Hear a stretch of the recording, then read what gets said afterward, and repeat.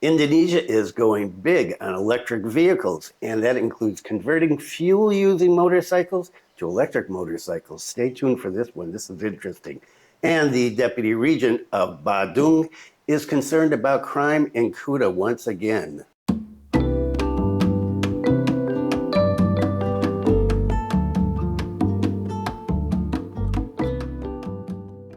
Welcome to the latest news from Bali and Indonesia. This is September 2nd, 2022, and my name is Bruce. And you may notice that this is a little different. I've changed the setup here. You can take a look at this photo.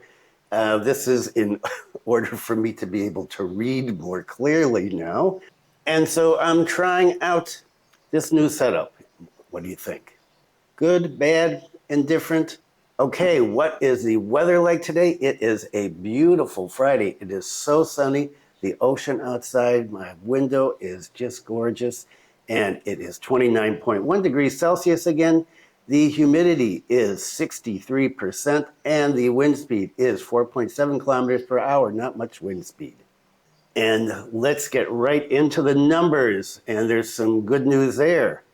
National new cases, 4,094.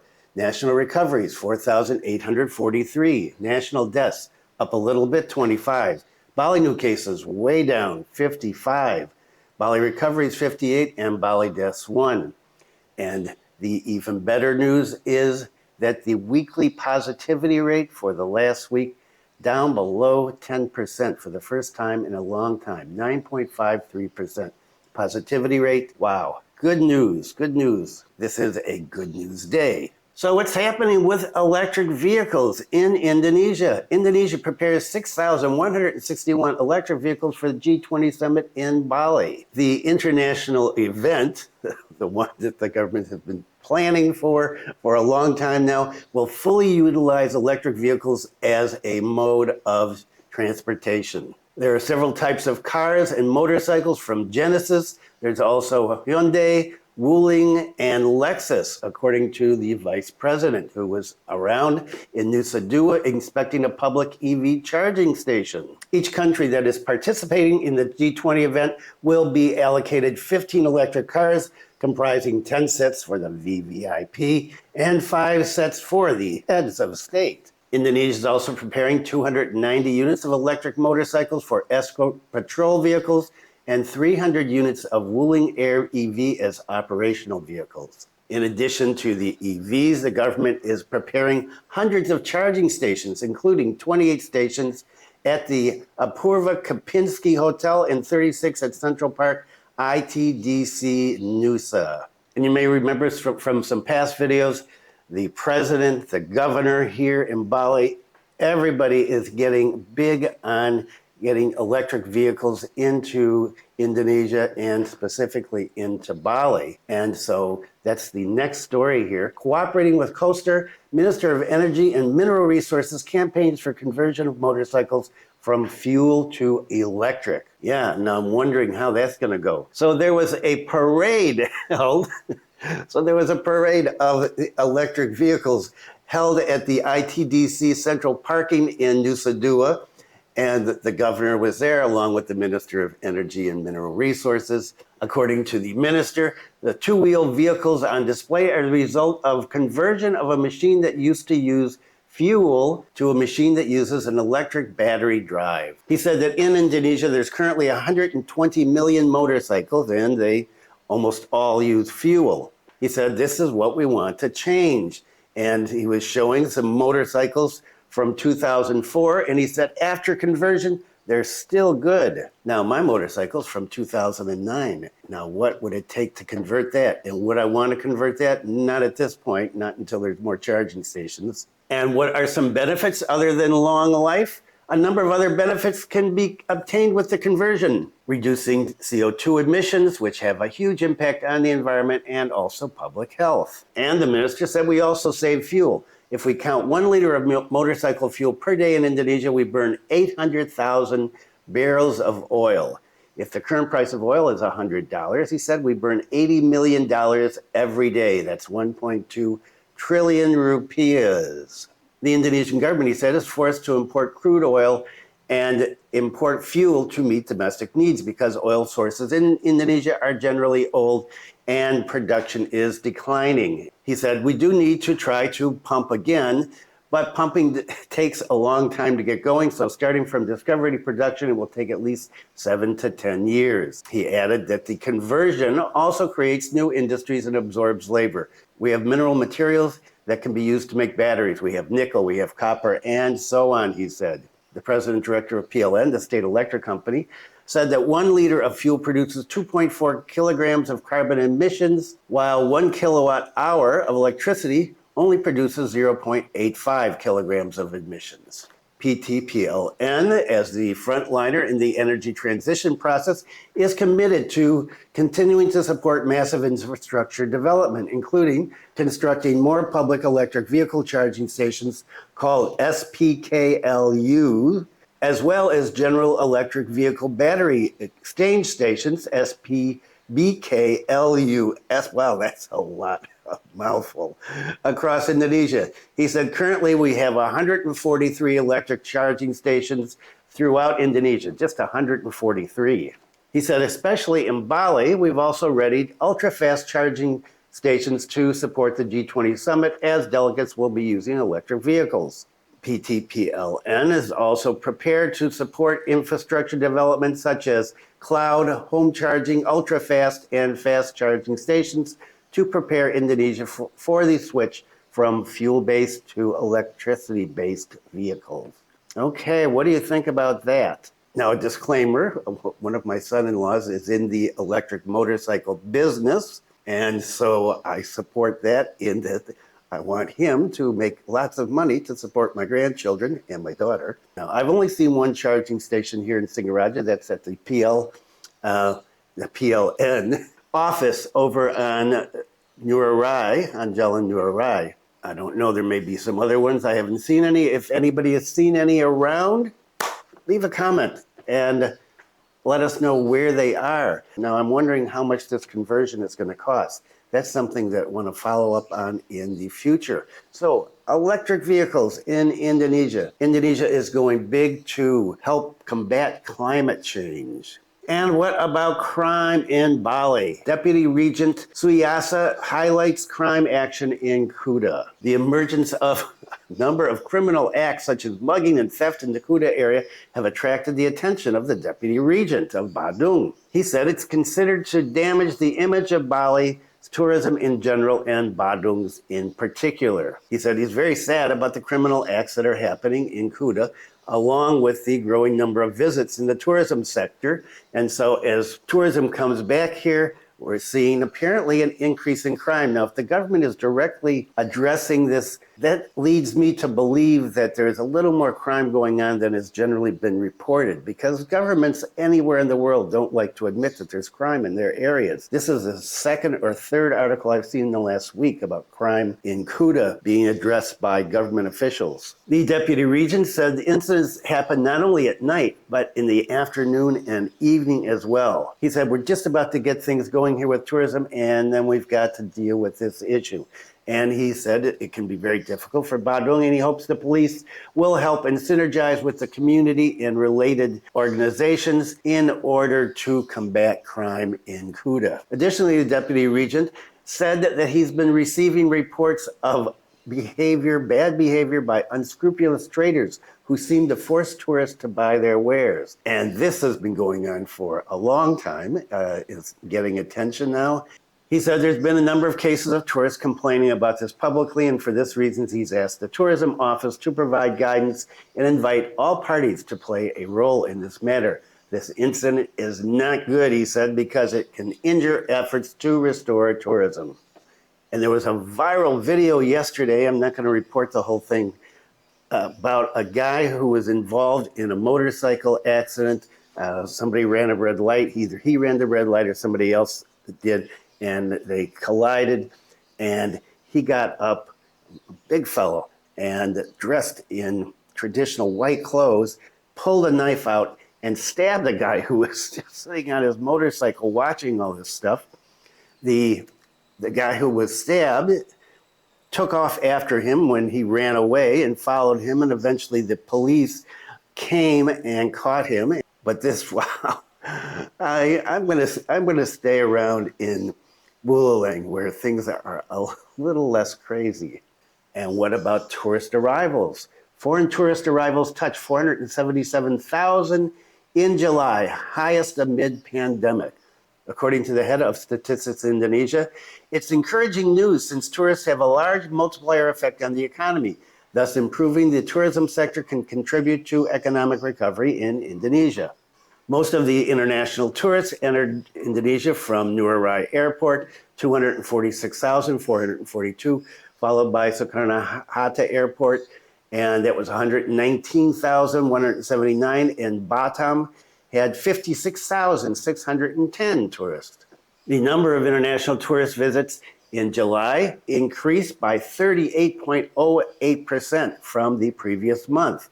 Compared to July 2021, 6,396.46% increase. Okay, we know there was nobody here then, and a lot of folks here now. From January to June of 2022, the number of international tourist arrivals reached 1,220,170, an increase of 1,434.39% year on year. Wow. However, compared to visits in 2020, the figure was far lower. It means, he said, that the tourism sector has not yet fully recovered compared to the period before the pandemic. The highest number of international tourists, of course, Australia, as always, 84,600 came in July, and that was an increase of 31.0%, 06% month to month. Meanwhile, the second highest tourist arrivals, Singapore, 59,800, an increase of 12.79%. And the third largest group came from Malaysia, 43,600, or up 37.36%. So more good news, get more people in, things are humming, and everybody should feel good about that. And some information on Buleleng, my favorite place. Okay, let's take a look at the first one. And what would one of these reports be like if there wasn't something about my favorite place in Bali, Buleleng? Acting Regent directly inspects Banyuasri market. So we have a new regent. Well, he's the acting regent. Our old regent's finished, and he is gone now. So we have an acting regent. And he was out on the first day doing all sorts of stuff, wandering around, and he went to Banyuasri market because apparently inflation in Bali is higher than the national average. And so he was taking a look at what's going on because apparently in Buleleng too, our inflation rate is high. The acting regent said that the market's an important aspect in controlling inflation. He said, why should I go to the market? Because Bali's current inflation condition exceeds the national average. And so I went to the market first. According to him, to anticipate a high inflation spike, it must be handled comprehensively and synergistically across all sectors to stabilize the price of basic necessities in the market. It's not enough just to go to the market itself. It needs to be handled upstream all the way to downstream. That's to ensure that the supply from farmers is safe and marketing is also not manipulated by certain parties. Another thing that came to his attention when he was at the Banyuasri market was the discovery of empty stalls on the second floor. According to him, this condition threatens the market as being a losing situation. Well, the building, the market building, and the management that owns it. So urgent action must be taken against stubborn kiosk owners who have not occupied their stalls. He said there should be no tolerance for people that are not paying the rent on their stalls, because if they're not occupied and they're not paying, the building is going to be losing money. Market management in terms of infrastructure aspects also needs to be improved. According to the acting regent, the atmosphere is hot and air circulation is limited, which makes visitors not strong inside for long. And the market is advised not to rely solely on blowers because it will increase operational costs. So how are they going to cool it off in there? I have yet to get to this place. I need to get there sometime. The president director of the market said that the vacancy of shop houses and kiosks at the market was due to the reason that owners were running out of money due to the COVID-19 pandemic. And so they've been waiting for people to get some money, some capital, and get going. However, because it's been going on for more than 2 years, it is a consideration that market management will get into action and work in accordance with SOP, standard operating procedures. He said, we've already issued warning letters to people that are not paying their rent and are not using their kiosk. He said, we'll be looking at the value of the debt, and then people will be billed, and if they don't pay, their kiosk will be sealed. And I was talking to a trader who told me the rents are too high there. They've been too high from the get-go, and that's why a lot of places are not occupied. And there was a lot of discussion about that when they were going to open up. People who said, wow, too expensive, too expensive. So we'll see what's going to happen here at the market in the coming weeks and months. And here is a story that I really like. An innovative farmer. Sidatapa farmer makes Brem from mangosteen. So increase added value. Mangosteen farmers from Sidatapa village in Buleleng have decided to make Brem from mangosteen ingredients. General Putu Kirtia has been processing mangosteen fruit into Brem since 2019. Apparently, the breakthrough was made considering that during the harvest season, the price of mangosteens plummeted. From 1 ton of mangosteens produced from his 4-hectare garden, 3 quintals of mangosteen are wasted. A quintal is, I think, around 100 pounds, maybe a little more. So Pakirtia was trying to figure a way to get the mangosteens and not waste anything. And he came up with the idea, let's make it into some alcohol. And so he learned how to make processed mangosteen into a brewed drink through training provided by the Buleleng Regency Agricultural Office. And packaging was assisted by Undiksa Singaraja, the local university here. Pakirtia said, in one harvest, the mangosteens can reach 1 ton, 3 quintals of which are wasted because the fruit is abundant and the price is decreased. And so he makes this into a drink, and the drink is durable, it can last, put it into bottles. And now this brewery business has become his family business. The Brem is sold at a price of 35 liters per bottle. The bottle is 380 milliliters.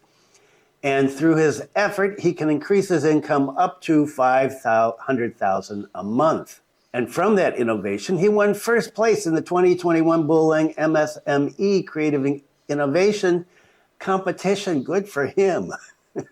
He said in the manufacturing process, the mangosteen fruit is boiled before being fermented. After that, it's cooled and mixed with fermenpan yeast, then stored in a container. Brem can only be harvested after going through 1 month of storage. From 10 kilograms of mangosteen mixed with 18 liters of water, you get 15 liters of Brem. Pakirtia said, from one harvest, you can get 4 gallons of fruit Brem. And he said at this point, he's only able to sell his product on a limited basis because he doesn't have a permit yet from the agency necessary to sell alcohol.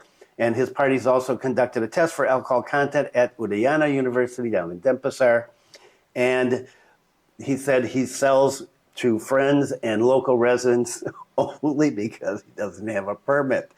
So it can't be in stores, but he is selling it to local people.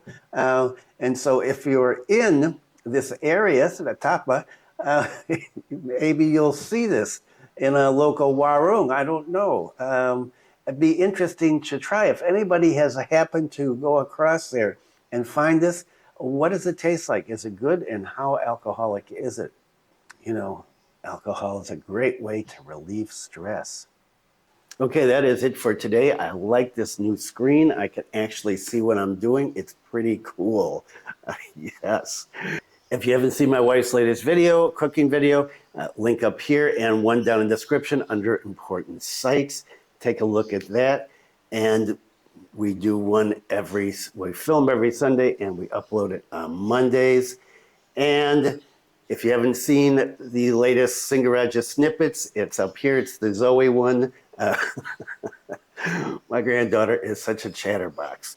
And I've got 2 more coming up in next week in another area of Singaraja, walking around.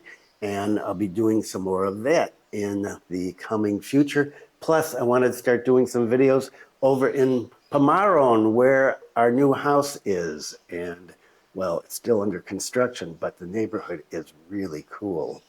Thanks for viewing. Be kind to someone today. Stay safe.